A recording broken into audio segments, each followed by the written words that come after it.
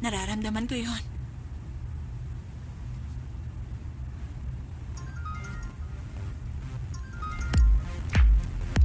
Bakit po, ma'am? Opo, papunta na kami ngayon.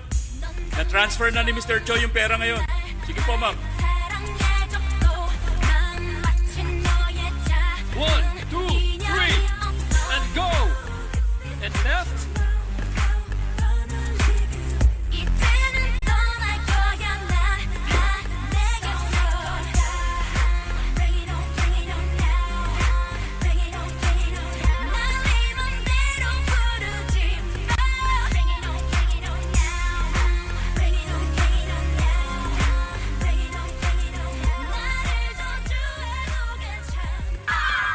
Nagbabalik si Yoonjun ng Pink Dolls at magugulat kayo dahil ang buhok niya ay kinulayan niya ng puti. Meron siyang first solo single recording at naghahanda siya para sa kanyang music video shoot sa 1 linggo. Masasabing napaka-busy talaga ni Yoonjun ngayon. Ang tanong, sisikat ba siya ng gusto sa first solo single na ginagawa niya? Malalampasan ba niya ang lahat ng kamalasan? Sa Korea! Malaking issue ang mga lumang picture ni Yoonjun na lumalabas sa internet ngayon.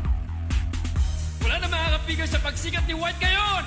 Naabot na ni White ang hindi naabot ng iba. 2 linggo lang matapos ang music video at album release, natapatan na niya ang single album ng Pure. Makikipaglaban siya para sa first place sa mga darating na linggo sa 200th episode ng Music Fever. Excited na ang lahat na makita ko ang solo debut niya ay maapektuhan ng hindi inaasahang Nagising na yung mga pangyayari sa pasyente. TikTok. Kaya Oo. yun ang dapat abangan ng lahat. Silang tatlo.